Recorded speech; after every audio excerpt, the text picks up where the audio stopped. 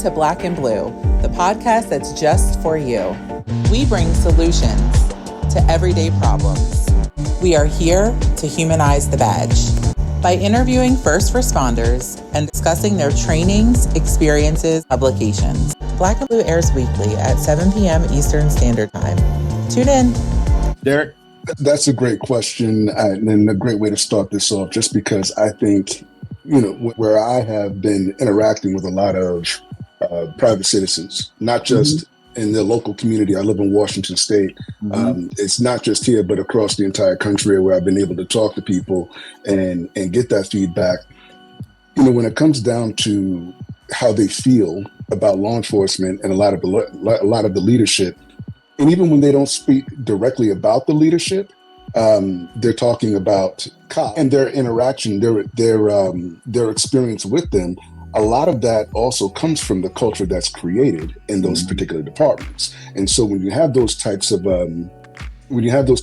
situations where someone is having a negative experience or something like that, or they've had an experience that they really can't explain, why they feel the way they feel about it. But at the same time, a lot of that also comes from the leadership and how how they influence their officers to interact with the to interact with the public. A lot of times, as you know, it's you might have a certain type of training, but a lot of it is just, this is how we do things here, right? As opposed to this is these are the best ways we can connect with our community, and not even just the entire community, because, hey, this part of the community or this part of town is going to be like this or that type of thing. And I don't think that type of conversation is happening a lot. So the positive things, that I've been able to deal with, like a lot of different, police chiefs and different police and people in police command, they are eager to want to connect with their communities. For the staff that we already have, there's so many statistics I could throw out there. One being is that it's 3 times cheaper to train the people you have than to go recruit somebody else. Yep.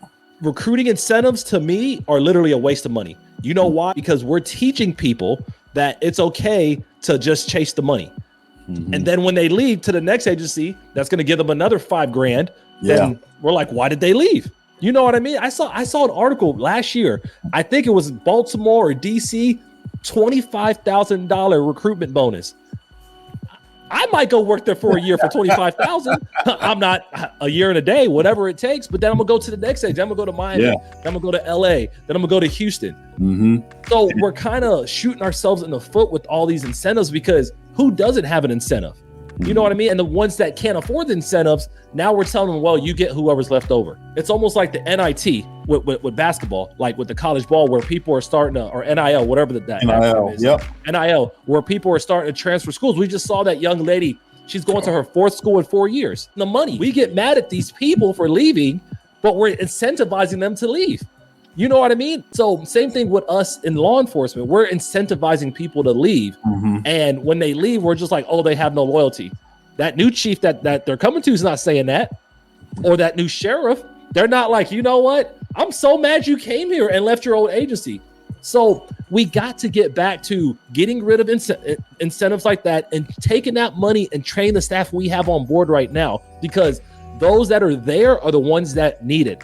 They deserve it. They've shown loyalty. They've been there through the trenches. They've been through bad leadership and still, from my life and, from law enforcement and in my personal life, that I'm able to share with, private citizens everywhere across this country to help, not only just keep people safe, but also continue to be the person that's helping, or one of the people at least that are helping build that bridge between communities and law enforcement.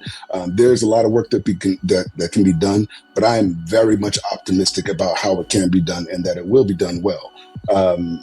Coming up, we have, like I said, the National Ambassador Campaign for my book, The Police and Me. Again, you'll be able to, private citizens, businesses, police foundations will be able to buy the book, for schools. And to be able to work with kids, police department, police officers will be able to come out and read with those kids. If you want me to be able to come out, whether, to your state or locally to a city here in Washington, to read to your kids, we can work that out. Absolutely. Waiting for somebody to get them there. And that's for people of all levels of leadership. As a leader, you don't need a title. You just need one person to follow you. And trust me, everybody, I could probably say that with 99% confidence, everybody has someone following them. You deserve it. You deserve to give yourself the best chance opportunity to grow. And if you're not out there going after it each and every day, trying to get better, you're going to fall short. And if you want to create this environment of great leadership, great culture, great opportunities for the people around you, it starts with you as the person. If you don't understand that, you're always going to find yourself frustrated. So for me, going back to the person, the leader, is one of the things I love to talk about. And it's one of the things that I think really builds leadership as a whole. My man, John Maxwell, said it, everything rises and falls on leadership. But even before that, everything rises and falls on that leader's ability to lead. If you don't develop that, you're not going to get there. And I don't believe in people are born as leaders. Now, I believe people are born to learn in a certain way. But every single person, when you truly look at them, they've learned something. They may not tell you that they've taken this training or they had a great mentor in their life. They're just going to say, oh, I was born this. No, you were not. So what does that tell me? That you have to grow yourself every single day. If you want to see that growth, if you want to see that development, you have to build yourself within. I'm creating a company, an organization called Officer Wellness Group. Yes, it's that simple of a name. Because what I'm realizing as I talk to more agencies, more conferences, more associations, they're always looking for people that talk about wellness. In the Officer Wellness Group, we're not just talking about resiliency. We're going to have people that can talk about spiritual wellness, physical wellness, like my man Derrick was talking about earlier, financial wellness, which I got a guy, Lamonte Bynum, that's all over that right now.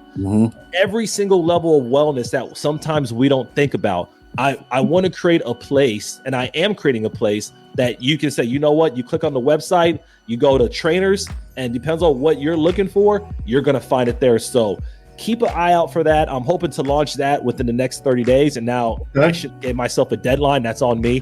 But I should have said 6 months, but I played around and got excited. So it's 30 days. So I will have that website launched in the next 30 days. And my